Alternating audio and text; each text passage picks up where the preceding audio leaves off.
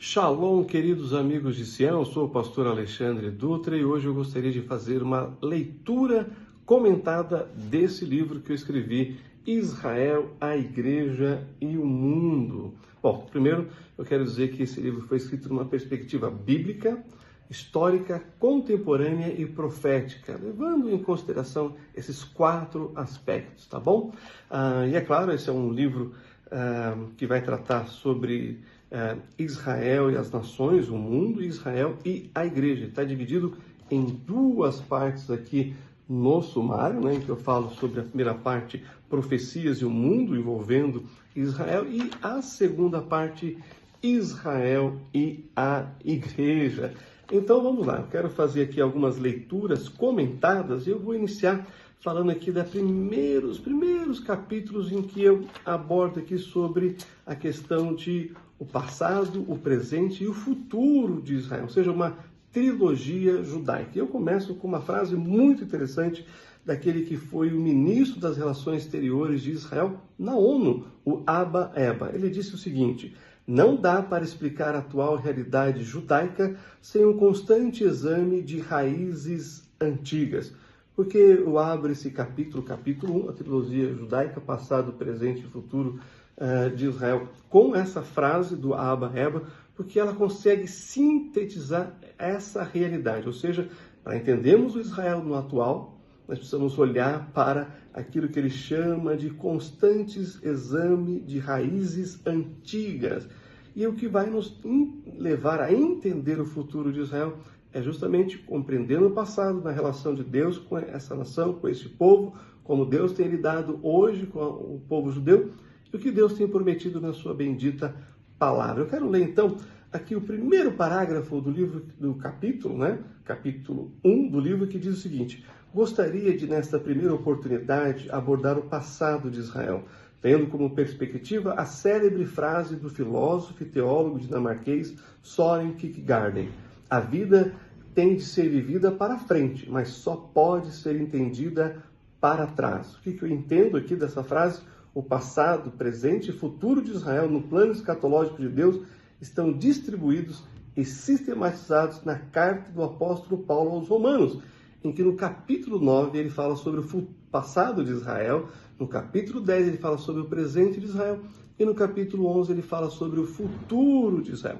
Já pensando no presente de Israel, aqui já no capítulo 2, tem a seguinte frase do rei da Prússia, Frederico II, no século XVIII, que pediu uma prova simples, física e irrefutável da existência de Deus. Sem hesitar, seu conselheiro cristão respondeu: os judeus, majestade, os judeus. Então está aí, para o presente, Deus tem mantido esse povo como testemunha da existência do Deus único, vivo e verdadeiro. Também no primeiro parágrafo eu digo o seguinte: como Deus tem lidado com Israel hoje, uma leitura apurada das Sagradas Escrituras e uma observação atenta da história nos mostrarão que Deus tem atuado na proteção física do povo judeu ao longo da sua existência.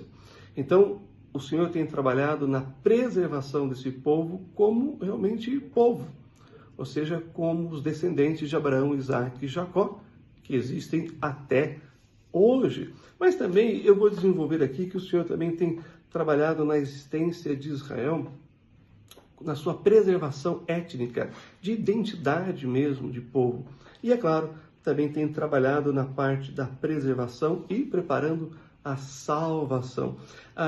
Quando eu cito aqui Isaías 43:2, quando passares pelas águas estarei contigo, e quando pelos rios eles não te submergirão.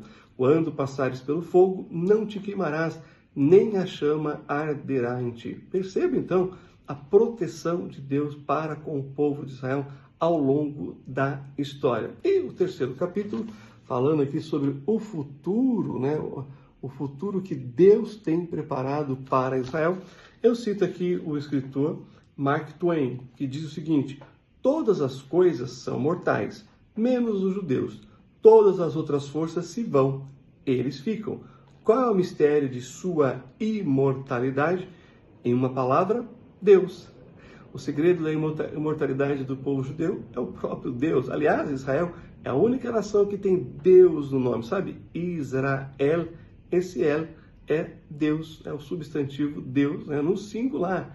Mas eu quero ler e comentar aqui também o primeiro parágrafo do capítulo 3, que fala sobre o futuro de Israel.